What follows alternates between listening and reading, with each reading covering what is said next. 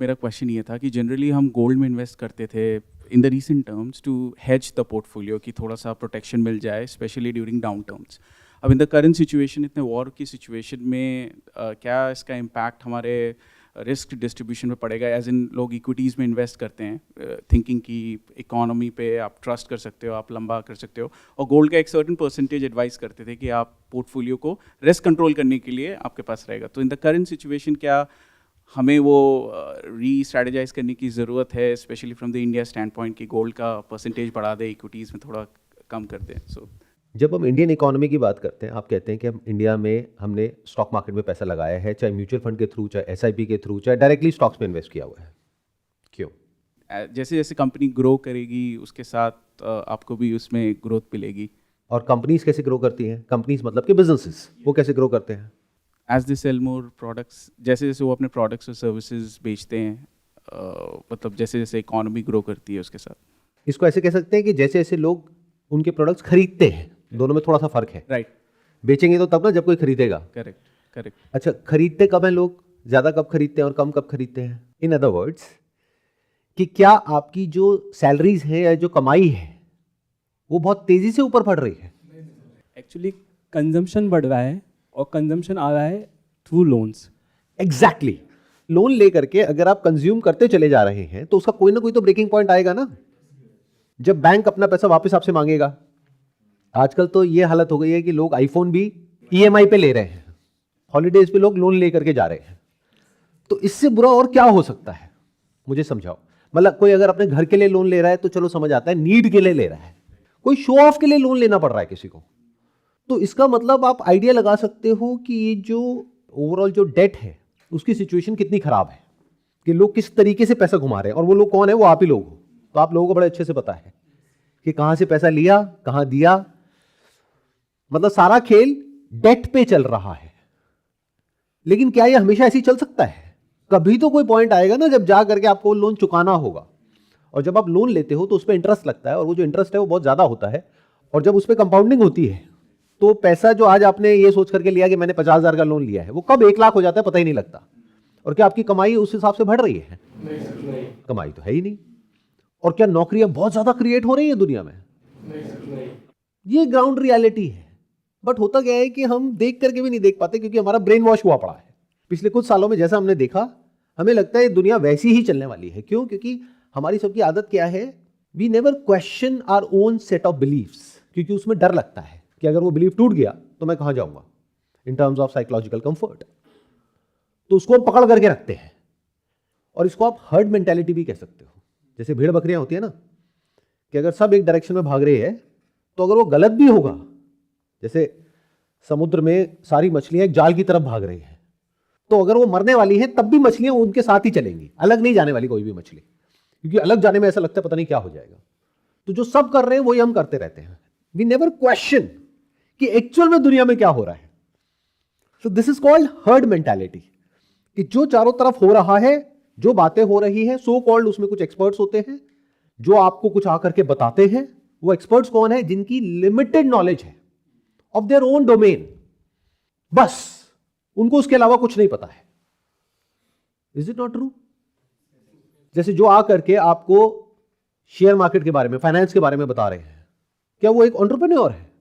Entrepreneur एक अलग इंसान है जिसको अपने बिजनेस के बारे में पता है, और वो जो फाइनेंशियल एक्सपर्ट है सो कॉल्ड, उसको सिर्फ उतना ही पता है जितना उसने पढ़ा है या जितना उसने सुना है। तो सारी नॉलेज एक के बाद एक आगे पास होती चली जा रही है, बेस्ड अपॉन जो भी पिछले 10-20 साल, 30 साल, 50 साल में, 100 साल में उन्होंने होते हुए देखा है पूरी दुनिया में।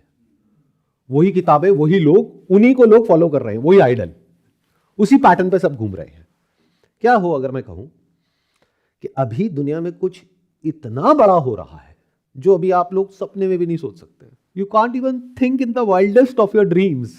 जैसे आपने बोला कि जो पोर्टफोलियो है उसको हेज करने के लिए हम गोल्ड लेते हैं, और बहुत सारे लोग क्या बोलते हैं आजकल? सोना चांदी बहुत महंगा हो गया है, जब नीचे आएगा तब मैं खरीदूंगा। ये मेंटालिटी है लोगों की। ये बेवकूफों वाला माइंडसेट है। क्यों? क्योंकि आप सोने को तोल रहे हो पैसे में, जबकि करना क्या चाहिए इसका उल्टा। पैसा मतलब क्या? कागज का टुकड़ा, उसकी आपके लिए इंपॉर्टेंस बहुत ज्यादा है। और सोना या चांदी जो एक्चुअल में एक फिजिकल एसेट है उसको आप तोल रहे हो कागज के टुकड़े में। जबकि करना क्या चाहिए, पहले 1 लाख रुपए में इतना सोना आता था, अब इतना सा सोना आता है। ऐसे सोचना चाहिए, ये नहीं कि इतना सोना कितने का है और ये कितने का होगा। स्पेशली उस समय में जब सब कुछ बहुत तेजी से बदल रहा है। बट क्योंकि आप भी उन आपके फाइनेंशियल एक्सपर्ट्स की तरह या जो फाइनेंशियल इन्फ्लुएंसर्स है सो कॉल्ड, उनकी तरह आप भी अपने एक बबल में जी रहे हो, तो you have no idea of what is coming. आपकी अपनी जॉब, आपकी अपनी फैमिली, आपकी अपनी सेविंग्स, कुछ लोगों की राय कि ऐसे करना चाहिए वैसे करना चाहिए, वही हम करते चले जा रहे हैं और सब एक जैसे एक्ट कर रहे हैं। कोई भी रुक करके ये नहीं देख रहा है कि दुनिया में एक्चुअल में क्या हो रहा है। क्योंकि अगर वो कुछ छोटा मोटा हो तब तो आप उसको उस तरीके से हैंडल कर सकते हो जैसे पास्ट में किया, बट अगर कुछ बहुत बड़ा हो तो क्या करोगे? Then your whole life will turn upside down. अब बताओ आप में से कोई कि जो मैं कह रहा हूं उससे कोई रिलेट कर पा रहा है कि अगर मैं कह रहा हूं कुछ बहुत बड़ा हो रहा है जो पिछले 100 साल में नहीं हुआ, तो ऐसा क्या हो रहा है? आप लोग उसी तरीके से एक्ट कर रहे हो जिस तरीके से आज से 10-20 साल पहले एक्ट कर रहे थे। यानी सारा पैसा कहां लगा हुआ है? स्टॉक मार्केट में, प्रॉपर्टी में, और थोड़ा बहुत पैसा अपने पोर्टफोलियो को हेज करने के लिए, व्हाटएवर दैट मींस, गोल्ड में लगा हुआ है। क्यों? क्योंकि फाइनेंशियल एक्सपर्ट्स ऐसा बोलते हैं। और सिल्वर तो हमको ऐसा लगता है कि बहुत महंगा है, बहुत बढ़ गए ना उसके दाम, जब कम होंगे तब खरीदेंगे। बहुत लोगों को तो ये तक नहीं पता है कि जो सिल्वर और गोल्ड है इसके प्राइसेस इंडिया में तय नहीं होते हैं, कॉमेक्स में और एलबीएमए में तय होते हैं। वहां से प्राइस डिस्कवरी होती है, उसके बेस पे जो ग्लोबल मार्केट्स हैं वहां पर अब प्राइस तय होता है। और अब धीरे धीरे पैटर्न चेंज हो रहा है वेस्ट से ईस्ट की तरफ। सिल्वर के अगर आप प्राइसेस देखोगे तो एक बहुत बड़ा गैप है। जो शंघाई गोल्ड एक्सचेंज है वहां पे जो प्राइस है और जो कॉमेक्स है वहां का जो प्राइस है उसमें एक डिस्पैरिटी है। अगर कॉमेक्स में है प्राइस मान लो $75 तो शंघाई में है $80, $85। फिजिकल का प्राइस अलग है, पेपर का अलग है। पेपर और फिजिकल में फर्क समझते हो? अगर नहीं समझते तो समझो, और ये समझो कि एक्चुअल में एसेट क्या होता है और बबल क्या होता है। We never ask these questions. What is a bubble and what is an actual asset? बहुत सिंपल वे में बताऊं कि एसेट क्या है और बबल क्या है। अब देखना आपके सारे फंडे हिल जाएंगे, सब कुछ अपसाइड डाउन टर्न हो जाएगा जो भी आप सोचते हो उसके बारे में। जहां भी डिमांड बहुत ज्यादा हो और सप्लाई बहुत कम हो उसको बोलते हैं एक एसेट। और जहां सप्लाई अनलिमिटेड हो और डिमांड हो ही ना, या डिमांड आर्टिफिशियल हो, वो क्या है? बबल। मतलब जहां पर जिस एसेट में लोग पैसा लगा रहे हो सिर्फ इस उम्मीद में कि कल इसका पैसा बढ़ेगा और कोई वजह ना हो, तो वो क्या है? बबल। और जहां कोई एक्चुअल में कोई ऐसी चीज हो, कोई ऐसा एसेट हो जिसकी डिमांड तो बहुत ज्यादा हो लेकिन सप्लाई बहुत ही लिमिटेड हो, that is an asset, that is not a bubble. जैसे कोविड के टाइम पे ऑक्सीजन सिलेंडर, तो ऐसे में क्या होता है? उसके प्राइसेस बढ़ने ही बढ़ने हैं, वहां पे ज्यादा कम कुछ नहीं होता है। अगर वो डिमांड रियल है तो किसकी? उस एसेट की, not the inflation of the asset which is called increase in the price of the asset. दोनों में फर्क देख पा रहे हो? जैसे जितने भी पिरामिड स्कैम्स होते हैं वहां पे क्या होता है? ग्रेटर फूल्स थ्योरी, कि अपने से बड़ा बेवकूफ ढूंढ करके लाओ, जब तक वो गेम चल रहा है तब तक चल रहा है, ऊपर वाले और अमीर होते जा रहे हैं, लेकिन फिर एक ऐसा पॉइंट आता है जहां पे नीचे जो लोग बैठे हैं उनके पैसे डूब जाते हैं। तो मैं नहीं बताऊंगा कि मेरी अंडरस्टैंडिंग क्या है क्या नहीं है, आप खुद फिगर आउट करो कि जो इंडियन स्टॉक मार्केट है क्या वो एक बबल है या एसेट है इस पॉइंट पे। मतलब अगर आपको बिजनेस की नॉलेज है तो जिस प्राइस पे, प्राइस टू अर्निंग रेशियो पे जो बिजनेसेस अवेलेबल हैं, क्या उस पे जा करके आप उस बिजनेस को खरीदोगे या नहीं खरीदोगे? या फिर स्टॉक मार्केट में सिर्फ इसलिए पैसा लगा रहे हो क्योंकि आपका ब्रेन वॉश हो चुका है और आपके दिमाग में बैठ चुका है कि ये करना सही है, या सब कर रहे हैं तो मैं भी कर रहा हूं। बबल बड़ा भी हो सकता है, छोटा भी हो सकता है। बबल कुछ टाइम तक भी चल सकता है, बहुत टाइम तक भी चल सकता है, बट अल्टीमेटली फटेगा। यहां तक मेरे साथ साथ में चल पा रहे हो? पहले के टाइम में क्या होता था, इसको गोल्डन रूल बोलते थे, इसको बोलते थे 80-20 रूल। मतलब 80% पैसा लोगों का लगा हुआ है स्टॉक मार्केट में, 20% लगा हुआ है डेट में। इस रेशियो को बढ़ा देते थे जब भी मार्केट क्रैश करता था, तो पैसा कहां चला जाता था स्टॉक मार्केट का? डेट में। डेट मतलब क्या? US treasuries and bonds. मतलब जब स्टॉक मार्केट क्रैश करे तो एक सेफ हेवन में पैसा लगा दो। वो सेफ हेवन क्या है? यूएस ट्रेजरीज, क्योंकि पीछे बैकिंग किसकी है? यूएस की। और क्यों था वो सेफ हेवन? बिकॉज उस पे पूरी दुनिया को ट्रस्ट था कि ये पैसा कहीं नहीं जाने वाला। क्यों? क्योंकि पीछे गारंटी किसकी है? यूएस की। आज चाहे कोई आम आदमी हो, चाहे कंट्रीज हो, क्या आपका ट्रस्ट यूएस के ऊपर बढ़ रहा है पिछले कुछ महीनों में या कुछ सालों में, या घट रहा है? तो अगला जब क्रैश आएगा, जो आना ही है, कब आएगा वो कोई नहीं जानता। हो सकता है 1 महीने में आए, 6 महीने में आए, 1 साल में आए, 2 साल में आए। जब भी आएगा, हर कुछ साल में क्रैश आता है ना, बड़ा क्रैश, तो इस बार पैसा कहां जाएगा? अगर यूएस ट्रेजरीज में नहीं जाएगा तो कहां जाएगा? सोचो, कंप्लीट पैनिक। ऐसे समझो कि आपको सिगरेट पीने की आदत है और ना मिले तो क्या होगा? पैनिक। तो ये आदत है पूरी दुनिया की। जब भी कोई प्रॉब्लम होती है तो पैसा चला जाता है यूएस डेट में।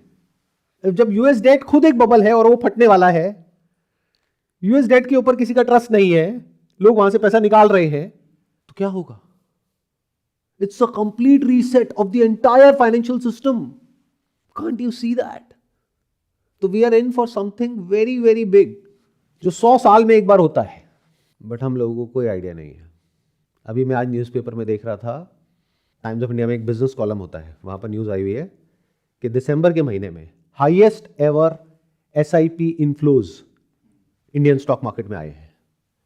किसके? आप लोगों के। जो फॉरेन इन्वेस्टर्स हैं, जो एफपीआईज हैं, एफआईआईज हैं, वो तो अपना पैसा निकाल रहे हैं। आप लोग पैसा डाल रहे हो, और सिर्फ डाल नहीं रहे हो, अच्छे से डाल रहे हो। 2 कौड़ी का आईपीओ है, उसमें पैसा ऐसे लगा रहे हो कि जैसे अगर ये अपॉर्चुनिटी छूट गई तो पता नहीं आपके साथ क्या हो जाएगा। You are all living in a kind of a FOMO, कि जैसे अमीर होने का यही एक तरीका है, यही एक मौका है। मतलब जिस कंपनी की वैल्यूएशन होनी चाहिए 1000 करोड़, आईपीओ में उसकी वैल्यूएशन आ रही है 20,000 करोड़, और वो ओवर सब्सक्राइब हो रहा है 20 गुने से। इससे आप आइडिया लगा सकते हो कि मैडनेस एट इट्स पीक। जो पीई फर्म्स हैं, वीसीज हैं, वो अपना पैसा निकाल रहे हैं, जो फाउंडर्स हैं वो अपना पैसा निकाल रहे हैं, बट आप लोग अपना पैसा लगाए चले जा रहे हो। इट्स एज इफ कि मेरी कंपनी में क्या हो रहा है वो मुझे पता है, आपको नहीं पता। मैं अपना पैसा निकाल रहा हूं और आप मेरी कंपनी में पैसा लगा रहे हो ना बेवकूफ। The world at this point in time is already in a war. आपको चाहे पता है चाहे नहीं है। वॉर सिर्फ वो नहीं होती है जो आप लोग समझते हो, वर्ल्ड वॉर 3। वॉर मतलब हर इंसान अपने बारे में सोच रहा है, हर एक को अपनी पड़ी है। और वॉर के बहुत सारे रूप होते हैं, बहुत तरीके की वॉर होती है। सिविल वॉर होती है, बॉर्डर पे वॉर होती है, रिसोर्सेज की वॉर होती है, फाइनेंशियल वॉर होती है। और ये जो वॉर ऑलरेडी चल रही है पूरी दुनिया में, इसके पीछे की क्या वजह है उसको भी आप समझ सकते हो अगर समझना चाहो तो। जैसे कि आपने बताया कि डिमांड अगर ज़्यादा होती है तो वो असेट है, और अगर डिमांड कम है तो वो बबल हो जाता है। तो जैसे रियल इस्टेट का, जैसे गोल्ड तो सिल्वर वो तो डिमांड में है ही, बट रियल इस्टेट जैसे हमने देखा है बड़े शहरों में इतना प्रॉपर्टी का रेट हाई चल रहा है, तो इसको हम बबल मानेंगे? आप खुद जवाब दो, मैं क्यों बोलूं। अगर हम गुड़गांव की बात करें, अभी हम जहाँ पर बैठे हैं, यहाँ पर एक घर जो आज से कुछ साल पहले तक 2 करोड़ का था, आज की रेट में 6 करोड़ का, 7 करोड़ का, 8 करोड़ का है। 8-10 करोड़ से कम कोई ढंग का घर नहीं मिलता है आपको, एक फ्लैट नहीं मिलता है। तो क्या ये बबल है या नहीं है? अभी तो सर बबल ही समझ आ रहा है, लेकिन दूसरा मैं बट ये बात समझ क्यों नहीं आती? इतना सोच के क्यों बोलना पड़ रहा है? देख रहे हो क्या हो रहा है? क्योंकि मैं बता देता हूं क्यों। या तो आप उसमें इन्वेस्ट कर चुके हो या करने वाले हो, इसलिए आप ये मानने को तैयार नहीं हो कि वो बबल है। तो सर अभी मैं आगे मतलब घर लेने को मतलब सोच रहा हूँ, तो मतलब इसमें मैं 2 चीजें सोच रहा हूँ। देखा, मैंने ये पहले सर। प्रेडिक्ट कर दिया। हाँ, मतलब है ना, क्योंकि दैट इज द पॉइंट कि जो आदमी का एक चीज के अंदर स्टेक होता है, जैसे आपने एक नाव खरीदी है, अब अगर वो नाव डूब भी रही है और डूबने भी वाली है, बाकी पूरी दुनिया को दिख जाएगी कि इस नाव में छेद है तो डूबने वाली है, आप मानने को तैयार नहीं हो। आप कहोगे नहीं नहीं, इस पे यहाँ पे हम ये टेप लगाएंगे, ये करेंगे, वो करेंगे। अरे भाई नहीं रुकेगी वो। बबल मतलब क्या? बड़ा सिंपल सा फंडा है। 8 करोड़ का फ्लैट आप में से कितने लोग ले सकते हैं मुझे बताओ। उसका मतलब ये है कि अगर आप ईएमआई पे लेते हो, मान लो 2 करोड़ आपने दे दिया डाउन पेमेंट, 6 करोड़ आपने फाइनेंस करा दिया बैंक से, 6 करोड़ का 20 साल का अगर आप फाइनेंस कराते हो तो महीने की कितने की ईएमआई आएगी? एग्जैक्टली 6 लाख के आसपास। 6 लाख रुपए महीना ईएमआई देने का दम कितने लोगों में है? लाखों लोगों में है इंडिया में। आप खुद ही आंसर दे रहे हो, मतलब आपको आंसर पता है back of the mind. 6 lakh रुपए ईएमआई देने के लिए आपकी कमाई महीने की कम से कम 10-15 लाख होनी चाहिए, कम से कम, और वो भी ऐसी जॉब होनी चाहिए जो पूरी स्टेबल हो, और आज की डेट में स्टेबिलिटी कहीं नहीं है। इतनी सैलरीज कौन सी इंडस्ट्री में है और किन लोगों की है, क्या यह फिगर आउट करना बहुत मुश्किल है? और जिन लोगों की है, क्या वो एक बहुत ही कंफर्टेबल पोजीशन में बैठे हैं कि हमारी तो अगले 20 साल तक जॉब सेफ है, सिक्योर है, या वो भी डरे पड़े हैं अंदर से? तो फिर घर वो लेंगे कौन? So it's a complete bubble. ये बोलने में इतना डर क्यों लगता है? जो आज नहीं तो कल फटेगा।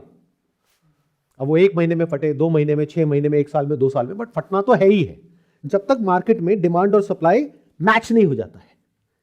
यानी एक्चुअल में जो खरीदने वाले हैं उनकी पॉकेट जितना अलाउ करती है उसके आसपास वो घर नहीं आ जाता है, या फिर उनकी कमाई नहीं बढ़ जाती है।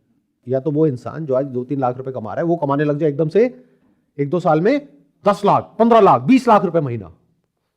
ये होने की पॉसिबिलिटी क्या है? ऑलमोस्ट 0%।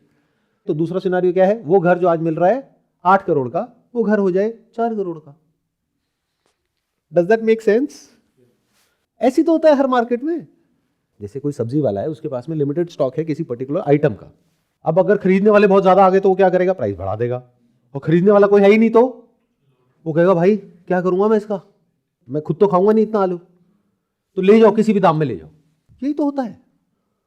बट ये जो पूरी की पूरी लॉबी है रियल एस्टेट कंपनीज की, वो कभी आपको ये सब नहीं बोलेंगे। जो ब्रोकर है वो कभी नहीं बोलेगा। क्यों? क्योंकि उनका तो घर चल रहा है ना इस सबसे। उनको इससे क्या फर्क पड़ता है कि आप महंगा ले रहे हो, सस्ता ले रहे हो? उनको अपने कमीशन की पड़ी है, प्लस उनको अपने प्रॉफिट की पड़ी है। तो वो क्या कहेंगे? अरे नहीं, अभी तो आप 8 करोड़ का ले रहे हो, ये तो आने वाले टाइम में देखो 20 करोड़ का हो जाएगा। वो देखो वो घर है ना 100 करोड़ का, अभी तो कुछ भी नहीं है प्राइस, अभी तो आगे देखो क्या होने वाला है। सब यही बोलेंगे। तो ये बबल है। Coming back to the topic जिसकी हम बात कर रहे थे, वॉर। वॉर क्या होती है, क्यों होती है, उसके पीछे रीजन क्या होता है, अभी दुनिया में किस तरह की वॉर चल रही है और किस लेवल पे चल रही है, वो अभी मासेस के लिए समझ पाना इज नेक्स्ट टू इम्पॉसिबल। क्योंकि आप लोगों का जो माइंड है वो ब्लैक एंड व्हाइट में सोचता है, सही और गलत में सोचता है कि लड़ाई होती है उसमें एक सही होता है, एक गलत होता है, जबकि ऐसा नहीं होता है। कोई भी इंसान या कोई भी कम्युनिटी या कोई भी कंट्री पूरी तरह से सही नहीं होती है और पूरी तरह से गलत नहीं होती है, बट फिर भी उसमें एक ऑर्डर बना होता है जिसको पीस बोलते हैं, वर्ल्ड पीस, जो पिछले कुछ सालों में हम लोगों ने देखी है। मतलब क्या? 2 फोर्सेस होती हैं जो एंटी होती है एक दूसरे के, लेकिन बीच में, अगर क्रिकेट का एग्जांपल दिया जाए, जैसे 2 टीम्स के बीच में मैच चल रहा है, बीच में कौन है? अंपायर। ऑन ग्राउंड 2 अंपायर्स हैं। अगर वो अंपायर एक गलत डिसीजन देता है तो एक थर्ड अंपायर है। अब ध्यान से सुनना, टीम तो एक दूसरे की मानती ही नहीं है, लड़ाई चलती ही रहती है। उसके लिए क्या होता है? जैसे फॉर एग्जांपल आपकी किसी से कोई लड़ाई हो गई, आपको लगता है आपका हक किसी ने मार लिया या आपके साथ में कुछ गलत कर दिया, तो आपके पास में क्या ऑप्शन है? पुलिस है, कोर्ट है। ऐसी वर्ल्ड के लेवल पे है जिसको हम अंपायर कह रहे हैं। तो ऐसा कभी भी नहीं था कि लड़ाई नहीं थी और नहीं होगी, हमेशा होती थी, होती है और होती रहेगी। बट एक मैच में पीस का मतलब क्या? कि दोनों टीम्स अंपायर की बात मान लेती है। अगर किसी को अंपायर से प्रॉब्लम होती है तो थर्ड अंपायर बैठा है। अभी क्या हो रहा है दुनिया में? दोनों टीम्स आपस में लड़ रही हैं जैसे पहले लड़ रही थी, लेकिन ग्राउंड पे 2 अंपायर्स हैं, वो भी आपस में लड़ रहे हैं और थर्ड अंपायर है ही नहीं। सब कहते हैं हम मानते ही नहीं किसी थर्ड अंपायर को। Complete chaos, complete panic. तो कोई भी कुछ भी कर रहा है। इमेजिन करो वो सिनेरियो कैसा होगा जहां पर कोई रूल्स नहीं है। रूल बुक को उठा करके सबने फेंक दिया है, कहते हैं हम नहीं मानते किसी भी रूल बुक को, हम नहीं मानते अंपायर को। तो एक ने बॉल फेंकी, पीछे जाकर के विकेट कीपर को दी, उसने पीछे से बॉल मारी, आउट, नो बॉल। वो क्या होती है? There is no ball, everything is a yes ball. सब यस बॉल है, नो बॉल कुछ नहीं है। तो सामने वाले को गुस्सा आ रहा है टीम को, वो कह रहे हैं ये क्या बदतमीजी है। वो कह रहे हैं हम एक स्टेप और आगे जाएंगे। तो उधर जो बैट्समैन खड़ा है उसने जाकर के उससे बॉल छीनी और उठा करके हाथ से फेंकी, छक्का। ये हो रहा है, आप लोग हंस रहे हो। क्योंकि you are not aware of what is going on in the world. किसी के ऊपर कोई नहीं है, कोई किसी की नहीं सुन रहा है इस दुनिया में। तो इसका मतलब क्या है, अब जो पुराने रूल्स थे, जो भी थे, वो सब खत्म। अब नए रूल्स बनेंगे, नया खेल, नए रूल्स, बट वो बनने में टाइम लगेगा। कितना टाइम? जब तक वो लड़ाई पूरी तरीके से नहीं हो जाती, आइदर अ सिविल वॉर और a proper war at a global level. फिर एक रीसेट होगा। उस रीसेट में कितना टाइम लगेगा? 5 से 10 साल। वो जो टाइम पीरियड है वो बहुत ही प्रॉब्लमैटिक होता है और खराब होता है बहुत सारे लोगों के लिए जो तैयार नहीं होते हैं। जो तैयार होते हैं उनके लिए इस प्रॉब्लम में एक बहुत बड़ी अपॉर्चुनिटी छुपी होती है। तो you have to ask yourself, क्या आप तैयार हो इस वॉर के लिए, या फिर इसके बारे में आपको कुछ पता ही नहीं है? You have no idea of what is coming. क्योंकि अगर आपको पता होगा इस वॉर में बड़ी बड़ी पावर्स कौन सी हैं और किसकी क्या स्ट्रैटेजी है, तो उसको समझ करके आप सही जगह पे सही एक साइड ले सकते हो। नहीं आ रहा ना कुछ भी समझ में, सब कुछ ऊपर से जा रहा है। हम लोग की प्रॉब्लम यही है कि जैसे ही कोई भी ऐसी बात होती है जो हमारे समझ में फिट नहीं होती है, छोटी सी जो समझ है, अंडरस्टैंडिंग है, जिसको बोलते हैं knowledge and information put together by someone else, जिसने फीड कर दिया हमारे ब्रेन के अंदर एक रोबोट की तरह, उसके बाहर जैसे ही कुछ भी आता है तो हम डर जाते हैं। We start feeling unsafe. तो वॉर मतलब डिस्ट्रक्शन, और डिस्ट्रक्शन में कुछ भी सेफ नहीं होता है। ये बात जो टॉप पे लोग बैठे होते हैं उनको पता होती है, गवर्नमेंट्स को पता होती है, आम जो पब्लिक है उसको एंड में पता लगती है। तब हाहाकार मचता है, ये क्या हो गया। तो जागो ग्राहक जागो, बोलते हैं ना, जागो। ये जो फालतू के लोग हैं इंटरनेट पे, उनकी बातें सुनना कम करो, बंद करो। जो आज बोलते हैं ये खरीदो, कल बोल देते हैं बेचो। मेरी video I silver is the new gold, उसके बाद में लाइन से बहुत सारे लोगों की वीडियोस आ गई, सिल्वर खरीदो। उसके बाद में जैसे ही थोड़ा सा नीचे गया, बेच दो बेच दो बेच दो।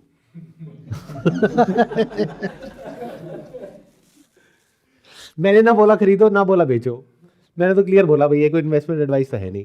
मेरी 6 महीने की रिसर्च है जिसको मैं शॉर्ट में आप लोगों को बता रहा हूं। बाकी अपनी बुद्धि लगाओ, बट वो तो हम लगाते ही नहीं है। सुना और उस तरह की वीडियोस ढूंढना शुरू कर दिया, देखते हैं और लोग क्या बोल रहे हैं। कौन लोग? Do they have proper understanding of what they are doing, या उनका अपना कोई मोटिव है? अगर उनका अपना कोई मोटिव है तब तो वो वही करेंगे ना, या आपसे वही करवाएंगे या वही कहेंगे जिसमें उनका फायदा है। बट इतना सब हमें समझ नहीं आता है। हम तो सबको एक तरीके से देखते हैं। यूट्यूब पर इतनी सारी वीडियोस हैं, उसमें से एक वीडियो ये भी है, देख ली। कुछ बहुत बड़ा हो रहा है और दिमाग लगाओ, मैंने सिल्वर ही क्यों कहा, कॉपर क्यों नहीं कहा? अभी आप इंटरनेट पे जाओ, आपको कॉपर से रिलेटेड बहुत सारी वीडियोस मिल जाएंगी। Copper is the new gold, copper खरीदो। मैं तो नहीं कह रहा copper is the new gold. क्यों? लगाओ दिमाग। Because copper is not a precious metal, copper is a metal, it is a commodity. और गोल्ड में और सिल्वर में क्या फर्क है? लगाओ दिमाग। Why silver, why not gold? जब इसको गहराई से समझने लग जाओगे तब आपको थोड़ा थोड़ा समझ आएगा मेरी थॉट प्रोसेस क्या है। कि इस पूरी वॉर में ये जो सारी बातें मैं कर रहा हूं ना, जो सुनने में आपको अलग अलग लग रही होंगी, ये सब सिंथेसाइज होगी। इसी को क्रिटिकल थिंकिंग बोलते हैं। आप लोग हर एक चीज को तोड़ तोड़ करके देखते हो, बट होलिस्टिकली कैसे देखते हैं, कैसे समझते हैं, डॉट्स को कैसे कनेक्ट करते हैं, दैट इज इंटेलिजेंस। जब इन सारे डॉट्स को कनेक्ट करोगे तब आपको समझ आएगा ये जो इतनी बड़ी वॉर है, इस वॉर में गोल्ड का क्या रोल है, सिल्वर का क्या रोल है। सर, इस समय वर्ल्ड में ना ईवीज जो है, गाड़ियाँ जितनी हैं डिमांड में बढ़ रही हैं, और जितनी लिथियम बनती है, लिथियम के अंदर में सिल्वर मेटल्स यूज़ होता है। तो मुझे लग रहा है सिल्वर का डिमांड बढ़ रहा है, इसलिए हम लोग सिल्वर को गोल्ड ज़्यादा प्रेफरेंस देना चाहिए।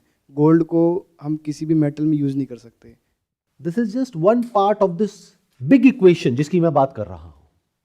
ये जो आपने कहा बिल्कुल सही है, बट एक बहुत छोटा सा पॉइंट है। इसके अलावा और ऐसे 1000 रीजंस हैं जिसको अगर आप डीपली समझने बैठ जाओगे तो आपके पैरों के नीचे से ज़मीन निकल जाएगी। यानी जो मैंने अभी तक कहा, अगर उसको मैं सम अप करूं और उसको सबको जोड़ूं, जो अलग अलग सुनने में लग रहा होगा लेकिन सब कनेक्टेड है आपस में, तो देखो कैसे जुड़ता है ये सब। मैंने बात क्या करी बबल की और एसेट की, तो बबल क्या है? जिसकी भी डिमांड आर्टिफिशियल है, या उसकी डिमांड सिर्फ इसलिए है क्योंकि उसका प्राइस बढ़ रहा है और बढ़ने वाला है। इसको बोलते हैं ग्रेटर फूल्स थ्योरी।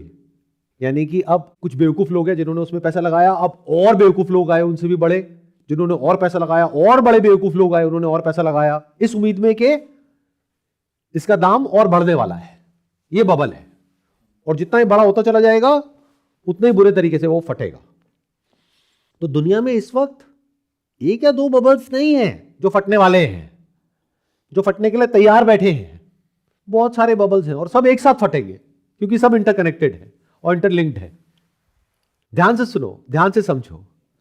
सन 2000 में कौन सा बबल फटा था? .com, मतलब इंटरनेट का। जैसे आज एआई का बबल है। अब आप कहोगे सर एआई बबल कैसे हुआ? एआई तो फ्यूचर है। तो इंटरनेट भी तो फ्यूचर था। मैंने कब कहा एआई फ्यूचर नहीं है? बट फिर भी इंटरनेट बबल था 2000 में। क्यों? उस टाइम पे जो इंटरनेट कंपनीज की जो वैल्यूएशंस थी वो बहुत ज्यादा थी और उनकी रेवेन्यूज बहुत कम थी, उनके प्रॉफिट्स बहुत कम थे। आज वो बबल नहीं है, तो एआई आने वाले 10-20 साल बाद बबल नहीं होगा। और एआई एज टेक्नोलॉजी बबल नहीं है, AI is the future. But AI companies की जो वैल्यूएशंस है वो आज की डेट में बबल है। एआई कंपनीज की जो वैल्यूएशंस है वो आज की डेट में बहुत ज्यादा है। जितनी उससे रेवेन्यू जनरेशन की पॉसिबिलिटीज है उससे बहुत ज्यादा है, उसकी हाइप बहुत ज्यादा है आज की डेट में। मतलब उससे कुछ बहुत बड़ा होने वाला है, इसमें कोई दो राय वाली बात नहीं है, लेकिन वो बड़ा होने में 5-10 साल लगेंगे। तो उसको आज ही फैक्टर इन कर लिया है और उसमें लोग और पैसा लगाते चले जा रहे हैं, सेम उसी तरीके से जैसे .com के वक्त लगाया था। तो एक ये बबल एआई का फटने के लिए तैयार बैठा है, और ये छोटा बबल नहीं है, बहुत बड़ा है। इन कंपनीज की वैल्यूएशन कोई छोटी नहीं है।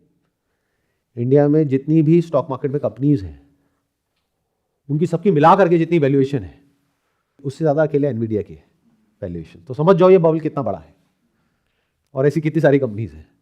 तो जैसे ये पिक्चर क्लियर हुई, ये जो आपस में एक दूसरे के अंदर पैसा लगा रही है कंपनीज, और ऐसा दिखाने की कोशिश कर रही है कि देखो उसके पास में वहां से ऑर्डर आ गया, उसके पास में वहां से ऑर्डर आ गया, उसके पास में वहां से, मतलब ये आपस में ही एक दूसरे की रेवेन्यूज को इन्फ्लेट कर रही है। जैसे एक्चुअल कंज्यूमर तक वो चीज पहुंचेगी, जो अडॉप्शन ऑफ एआई टेक्नोलॉजी है इन बिजनेसेस, वो बिजनेसेस जिनके पास में आज ऑलरेडी पैसा नहीं है और ये टेक्नोलॉजी उस लेवल की नहीं है कि इसको इमीडिएटली इंप्लीमेंट किया जा सके हर यूज केस में, तो ये बबल फटेगा। किस तरीके से? जैसे .com का बबल फटा। पर जब वो बबल फटा था तो सारा पैसा कहां चला गया? एक हार्ड एसेट में। वो क्या था? US bonds, US treasuries. But ये जो यूएस बॉन्ड्स है और यूएस ट्रेजरीज है, ये एआई से भी बड़ा बबल है। कितना डेट है यूएस के ऊपर? $38 ट्रिलियन, जो अभी कुछ टाइम पहले तक 36 था, अभी कुछ दिनों में 40 हो जाएगा, फिर 50 भी हो जाएगा। 2008 में क्या हुआ था? GFC, global financial crisis. उस वक्त क्या हुआ था? हाउसिंग बबल फटा था। अभी यूएस के अंदर जो कॉमर्शियल रियल एस्टेट है उसमें बहुत ज्यादा पैसा दे दिया गया है, बहुत कम इंटरेस्ट रेट पे, और अब इंटरेस्ट रेट ज्यादा है, तो वो अनवायबल हो गया उसकी पेमेंट करना। तो वो भी बबल फटने के लिए तैयार बैठा है, वो भी बहुत बड़ा है। तो जब एक तरफ से एक बबल फटा जिसको स्टॉक मार्केट बोलते हैं, दूसरी तरफ से बबल फटा जो हाउसिंग है, सोचो इस बार कितना इंटरेस्टिंग कुछ होने वाला है। सन 2000 में जो हुआ उसको और 2008 में जो हुआ उन दोनों को मिला दो, साथ में जो उस टाइम पे उसका जो सपोर्ट सिस्टम था, जो फाउंडेशन थी, या हमेशा से जो फाउंडेशन रही, यानी कि America as a country, as a nation, और उसका डेट, वो बबल है जो इन दोनों बबल्स को सपोर्ट कर रहा है। तो इधर ये दोनों फटे, नीचे वो वाला बबल फटा, तो there is no ground, it's like a bottomless pit, free fall. एक टाइम पे क्या होता था, यूएस की जो फिएट करेंसी है, फिएट करेंसी मतलब क्या? जिसकी कोई गोल्ड की बैकिंग नहीं है, यानी जितना मर्जी नोट छापो और आगे दुनिया में अपने जो कागज के टुकड़े हैं वो दो और उनसे उनके प्रोडक्ट्स और सर्विसेज ले लो। तो जैसे यूएस ने डॉलर दिया चाइना को, तो चाइना से प्रोडक्ट्स और सर्विसेज बनवा करके या तो ले लिए या उन्हीं के प्रोडक्ट्स और सर्विसेज ले लिए। तो चाइना के पास में क्या आ गया? डॉलर आ गया, एक्सेस में आ गया। तो अब चाइना क्या करेगा उस डॉलर का?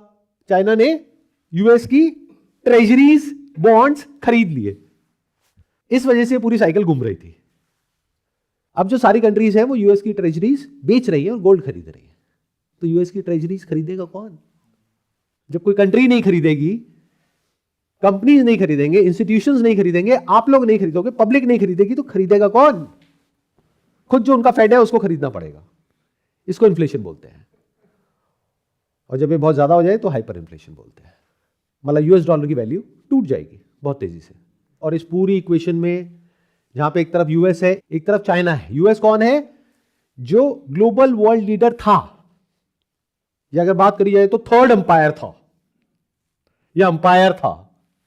अब वो क्या है? वो खुद एक प्लेयर है।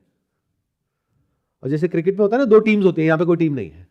हर प्लेयर अपने लिए खेल रहा है, अपने अलग ही उसका स्कोरबोर्ड चल रहा है। इमेजिन करो 11 प्लेयर ईस्ट में, 11 प्लेयर वेस्ट में, सब अपने अपने लिए खेल रहे हैं। मतलब वो अपने भी आपस में सगे नहीं है। इतना इंटरेस्टिंग कुछ हो रहा है, बट आप लोगों को कुछ पता ही नहीं है। सोचो क्रिकेट ग्राउंड पे कितना इंटरेस्टिंग मैच चल रहा होगा। मतलब कहने के लिए एक टीम है, वेस्टर्न टीम, लेकिन वो आपस में एक दूसरे से लड़ रहे हैं। वो बॉलिंग करने जा रहा है, वो पीछे से उसी का टीम का बंदा आ रहा है, उसका हाथ पकड़ रहा है, कह रहा बॉल मुझे दे, मैं करूंगा, ये बॉल मेरी है। बॉल के लिए लड़ाई चल रही है। कमाल है। जो बैटिंग टीम के दो प्लेयर थे वो आपस में एक दूसरे का सर फाड़ रहे हैं, कह रहे तू मरेगा तो मैं बैटिंग करूंगा, मेरे को छक्का मारना है, मेरे को रन बनाना है। इतना इंटरेस्टिंग कुछ हो रहा है। अब हर एक डॉट को कनेक्ट कर पा रहे हो? तो पहले की दुनिया में क्या था? इसको कह सकते हो पुरानी दुनिया। और अब एक नई दुनिया है जो बनेगी आने वाले 5-10 साल बाद। वो कैसी होगी वो किसी को नहीं पता। But there is a strong possibility in that world there will not be one clear cut power, it's going to be a multipolar world. यानी कि यूएस भी रहेगा, चाइना भी रहेगा, दोनों न्यूक्लियर पावर्स हैं। ऐसा नहीं है एक खत्म हो जाएगा, दोनों रहेंगे। पुरानी दुनिया में क्या था? एक हेड ऑफ द फैमिली।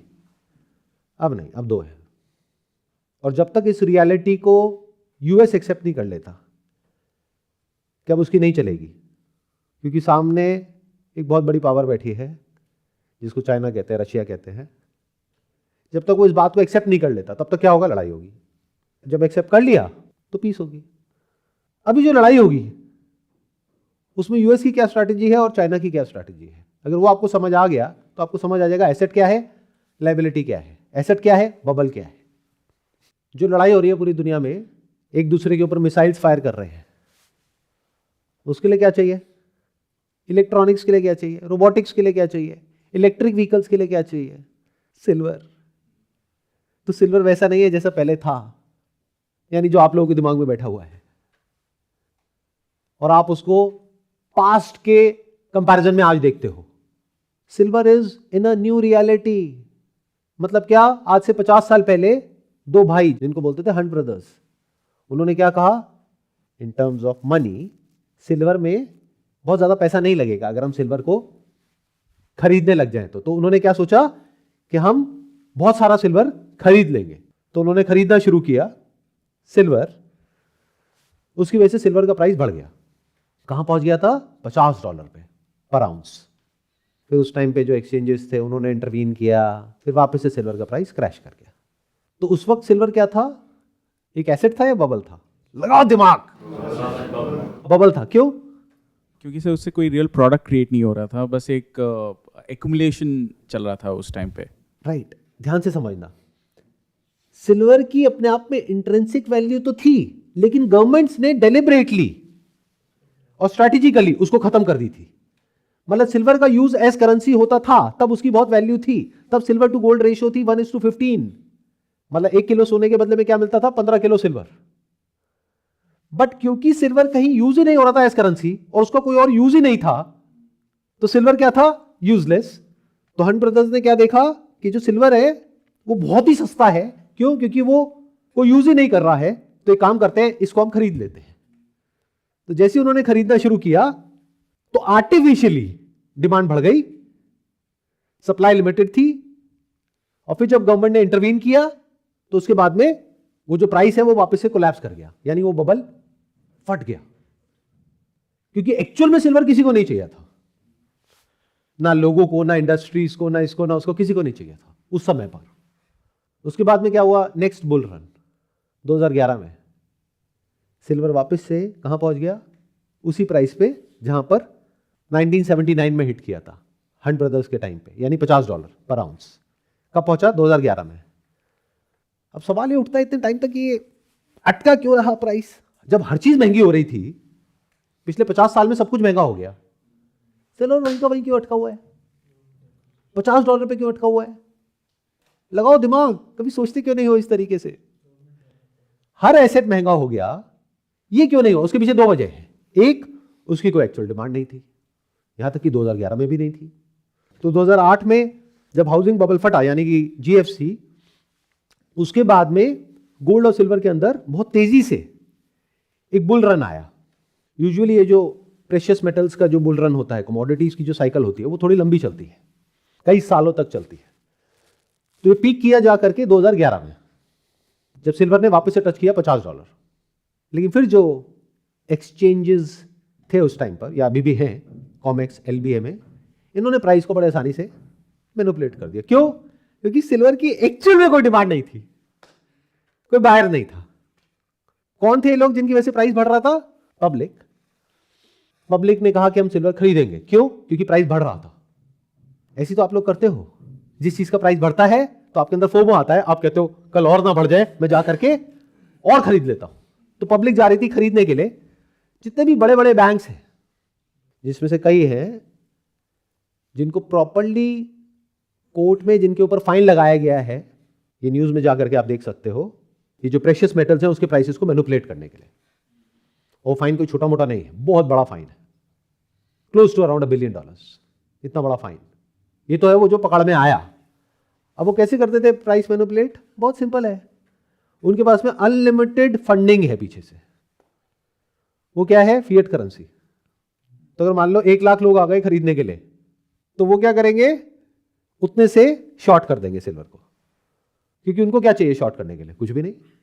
और जो खरीद रहे हैं उनको भी एक्चुअल में मेटल नहीं चाहिए, वो खरीद रहे थे क्यों? क्योंकि प्राइस बढ़ रहा था।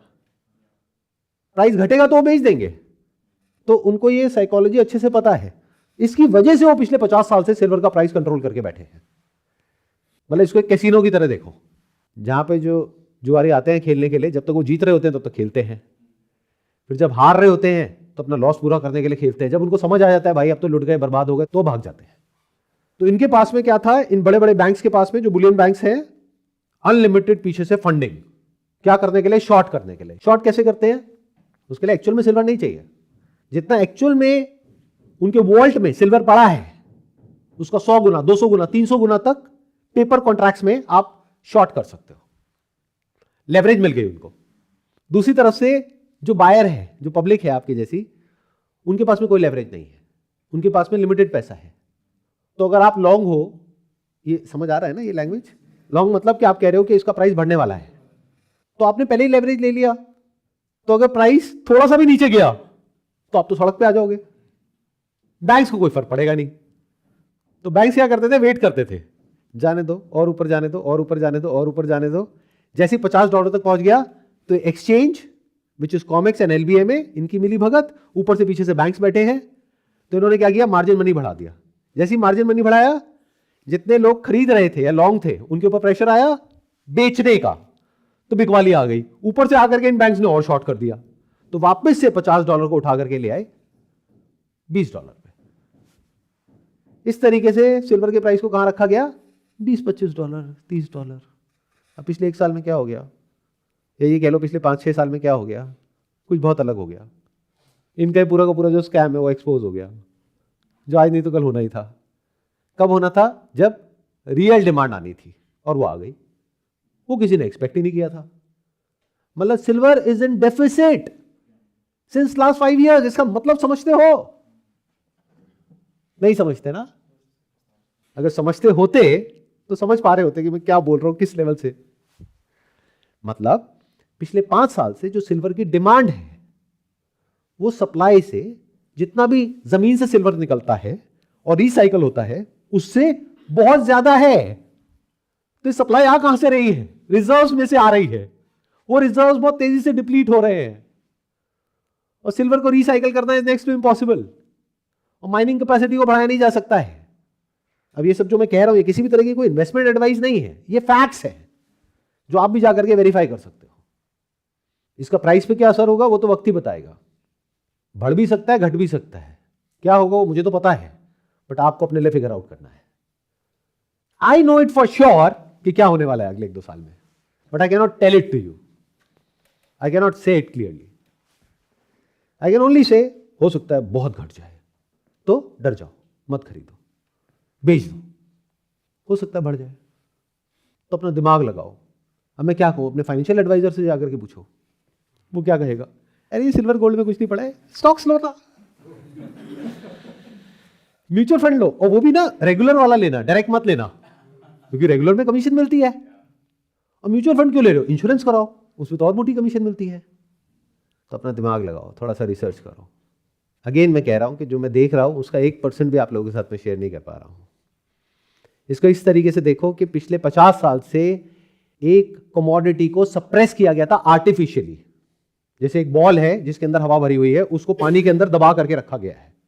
अब जैसे ही उसको छोड़ोगे तो क्या होगा, वो प्रेशर बिल्डअप हुआ पड़ा है, वो बॉल ऊपर जाएगी। इसको पैराबोलिक बोलते हैं। क्यों? क्योंकि प्रेशर बहुत ज्यादा है। इस बार अलग क्या हो रहा है, अब सिल्वर कोई ऐसा ऑब्जेक्ट नहीं है जिसको आप शौक के लिए रख रहे हो, जिसके आप बर्तन बना करके अपने घर में रख रहे हो, कोई ज्वेलरी नहीं है जिसको पहन रहे हो। Although it is there but it is a very small fragment of the entire pie जो एक्चुअल में सिल्वर है। सिल्वर क्या है, एक इंडस्ट्रियल मेटल। इसकी ये साइड तो अभी समझ आ गई है लोगों को, बस दूसरी साइड नहीं समझ आई है, क्योंकि लोगों की याददाश्त कमजोर है, वो भूल गए हैं। वो क्या है, प्रेशियस मेटल। वो कब समझ आएगा, जब वो जो दो बड़े बड़े बबल हैं जो फटने के लिए तैयार ही बैठे हैं, यानी स्टॉक मार्केट और हाउसिंग, और उसके नीचे जो सपोर्ट सिस्टम था debt, which in itself is a bubble, US debt. जब ये सब कुछ फट गया तो लोग किसकी तरफ जाएंगे, सोचो, रियल एस्टेट भी फट गया, स्टॉक मार्केट भी फट गया, तो बचा क्या, एक्चुअल एसेट जिसको वो पकड़ सके, अपने पास रख सके। वो क्या है, गोल्ड। और गोल्ड के साथ में क्या आता है जब भी हम गोल्ड बोलते हैं पूरी दुनिया में, सिल्वर। कॉपर तो नहीं आता ना। तो जो इतना बड़ा पैसा है, अगर ये गोल्ड में जाएगा, सवाल ये नहीं है अगर जाएगा, क्योंकि अब तो बड़े बड़े फंड हाउसेस भी बोल रहे हैं, जो एक टाइम पे कहते थे कि 80% पैसा इक्विटी में होना चाहिए, 20% डेट में होना चाहिए, वो भी कह रहे हैं 60% इक्विटी में होना चाहिए, 20% डेट में होना चाहिए, 20% गोल्ड में होना चाहिए। ये वो बैंक्स हैं जो खुद मैनिपुलेट करते रहे हैं इनके प्राइसेस को, क्योंकि वो भी देख पा रहे हैं कि क्या हो रहा है। और वो बैंक्स जो कि शॉर्ट थे सिल्वर के ऊपर, अब वो लॉन्ग हो गए, क्योंकि उन्हें समझ आ गया अब हम इसको कंट्रोल नहीं कर सकते, क्योंकि एक्चुअल फिजिकल डिमांड आ गई है। पेपर में आप किसी चीज को तब तक कंट्रोल कर सकते हो जब तक उस पेपर के पीछे जो एसेट है उसकी कोई फिजिकल डिमांड नहीं है। बट अगर कोई इंसान लेवरेज पे उसको शॉर्ट कर रहा है, यानी कोई बैंक है, जैसे आप वो बैंक हो, आपने मान लो $10 बिलियन सिल्वर को शॉर्ट कर दिया, और कोई इंसान आ गया, उसने कहा मेरे को प्राइस से कोई फर्क नहीं पड़ता, मुझे तो एक्चुअल मेटल चाहिए, और एक्चुअल मेटल है ही नहीं। हिस्टोरिकली सिल्वर की जो मार्केट है वो रही है कॉन्टैंगो में, अभी चल रही है बैकवर्डेशन में। इसका मतलब क्या होता है, जो स्पॉट प्राइसेस हैं वो कम होते हैं, फ्यूचर प्राइसेस ज्यादा होते हैं। क्यों? क्योंकि अगर आपको डिलीवरी चाहिए उस मेटल की 3 महीने बाद, तो 3 महीने की स्टोरेज कॉस्ट भी तो है, तो फ्यूचर के प्राइस होते हैं ज्यादा, स्पॉट के होते हैं कम। अभी इसका एग्जैक्ट ऑपोजिट हो गया है। अगर आपको सिल्वर अभी चाहिए तो उसके प्राइस है ज्यादा, और फ्यूचर में चाहिए तो उसके है कम। इसको बैकवर्डेशन बोलते हैं। तो कुछ बहुत इंटरेस्टिंग हो रहा है, और आप में से बहुत सारे लोगों को पता भी नहीं होगा कि 1 जनवरी 2026 से चाइना ने सिल्वर के एक्सपोर्ट के ऊपर रिस्ट्रिक्शंस लगा दी हैं। कहने के लिए रिस्ट्रिक्शंस है, कुछ लोग उसको बैन भी बोल रहे हैं। मतलब अगर चाइना रिस्ट्रिक्शंस लगा रहा है तो वो कोई रिस्ट्रिक्शंस नहीं है, वो पूरा का पूरा कंट्रोल है उसकी सप्लाई चेन के ऊपर। वो देखेंगे अब किसको देना है किसको नहीं। ये लड़ाई है। लड़ाई किसकी है? एक्चुअल जो मेटल्स हैं, एक्चुअल जो एसेट्स है उसकी है। और इस पूरी लड़ाई के सेंटर में कौन है? जहां पर चारों तरफ केओस है, गोल्ड एंड सिल्वर। तो फ्यूचर में गोल्ड और सिल्वर के प्राइसेस बढ़ेंगे या घटेंगे, वो आप लोगों के लिए मैटर कर सकता है। For me it doesn't matter, क्योंकि मेरे स्टैंड पॉइंट से अभी जो करंट सिनेरियो है उसमें गोल्ड और सिल्वर का प्राइस मैटर ही नहीं करता है। मैटर ये करता है करेंसी का क्या प्राइस है, जिसको मैं मेजर करता हूं गोल्ड और सिल्वर में। और ये प्रेडिक्ट करना ज्यादा आसान है। इन अदर वर्ड्स, ये प्रेडिक्ट करना मुश्किल है कि गोल्ड और सिल्वर के प्राइस बढ़ेंगे या घटेंगे, बट ये प्रेडिक्ट करना बहुत आसान है कि करेंसी, जिसको फिएट करेंसी बोलते हैं, उसके प्राइस बढ़ेंगे या घटेंगे। इन अदर वर्ड्स, पूरी दुनिया में जितनी भी गवर्नमेंट्स है वो अपने खर्चे बढ़ा रही है, फ्रीबीज ज्यादा दे रही है या कम दे रही है? खर्चे बढ़ा रही है, कम कर रही है? खर्चे बढ़ा रही है, तो उसके लिए क्या चाहिए? पैसा। तो they have to print more money और बोरो मोर मनी। तो करेंसी, फिएट करेंसी, चाहे वो कोई भी हो, किसी भी कंट्री की हो, उसकी वैल्यू आने वाले टाइम में घटेगी, जिसकी वजह से आप लोग कहोगे गोल्ड की वैल्यू बढ़ गई, गोल्ड महंगा हो गया, जब सस्ता होगा तो मैं खरीदूंगा। It is diametrically opposite of how you people think. ये बातें वो हैं जो मैं अपने घर में when I sit with my son और डॉटर, मैं उनको समझाता हूं कि बेटे दुनिया पागल है, ये दुनिया गोल्ड और सिल्वर को देखती है और कहती है महंगा हो गया, सस्ता हो गया, वो करेंसी को कभी देखती नहीं है। तुम ऐसा मत करना, क्योंकि करेंसी के पीछे कौन बैठा है? गवर्नमेंट। गवर्नमेंट का कोई दीन ईमान नहीं है, किसी भी कंट्री की कोई भी गवर्नमेंट हो, उसका एक ही काम है, उसको क्या चाहिए? वोट। वोट कैसे मिलेंगे? लोगों को खुश करो। खुश कैसे करते हैं? पैसा बांटो। तो बांटने के लिए पैसा चाहिए ना, चाहे आप यूएस हो, चाहे कोई भी कंट्री में कहीं पर भी हो, तो पैसा कहां से आएगा? फिएट करेंसी है, जितना मर्जी छाप लो, तो जितना छापते जाओगे उतना ही उस करेंसी की वैल्यू टूटती जाएगी। रियल एसेट में और एक बबल में फर्क समझ आ रहा है? Fiat currency is a bubble जो फटने वाला है आने वाले समय में। इसका मतलब समझते हो? नहीं ना। तो जा करके देखो और पढ़ो ऐसी कंट्रीज के बारे में जहां पे फिएट करेंसी नाम का बबल ऑलरेडी फट चुका है, जहां पर लोग जाते थे कोई सामान खरीदने के लिए, दाल चावल खरीदने के लिए, तो पैसे देते थे और वो इंसान उनको बदले में वो सामान देता था जिससे कि वो और उनका परिवार जिंदा रह सके। आज उन कंट्रीज में पहले थोड़े से पैसे में बहुत सारा सामान मिलता था, आज बहुत सारा पैसा लेकर के जाते हैं, पूरा भर करके, तब भी वो कहते हैं ये क्या लेकर के आए हो, इसके बदले में कुछ नहीं मिलेगा। सोना या चांदी है क्या? कोई असली चीज है तो बात करो। ये क्या कागज के टुकड़े लाए हो? ये है वो नई दुनिया जिसमें हम एंटर करने वाले हैं, जिसके बारे में आपको कोई नहीं बताएगा, क्योंकि हर एक का अपना अपना कोई ना कोई इंटरेस्ट है। वैसे बताना तो मुझे भी नहीं चाहिए, बट मेरे को पूरा भरोसा है आप लोगों की बेवकूफ़ी के ऊपर। आप में से किसी को समझ ही नहीं आएगा मैंने बोला क्या है, तो इस वीडियो पे व्यूज़ ही नहीं होंगे, तो फर्क क्या पड़ता है, मैं सच ही बोल देता हूँ ना। इसलिए हो सकता है कि मैं वीडियो अपलोड कर ही दूंगा। पास में ऐसे कई सेशंस हुए, मैंने डिलीट ही करवा दिए, मैंने कहा मैं नहीं कर रहा अपलोड, क्यों करना है। बट पीछे मैंने कुछ वीडियोज़ अपलोड करी, तो उन वीडियोज़ पे कमेंट्स देख करके मुझे समझ आ गया कि आप लोगों की समझ कहाँ तक है, तो मैं ये वीडियो अपलोड कर ही दूंगा, क्योंकि मुझे आप लोगों पे पूरा भरोसा है। जैसे फिएट करेंसी के ऊपर मुझे पूरा भरोसा है, फिएट करेंसी नीचे ही जाएगी, ऐसे ही आप लोगों पे मुझे पूरा विश्वास है। तो इस वीडियो को देखो, बंद करो और देखो एक्सपर्ट्स क्या कह रहे हैं, क्या खरीदना है, क्या बेचना है, और वही करो, क्योंकि वो तो एक्सपर्ट्स हैं, और आराम से सो जाओ।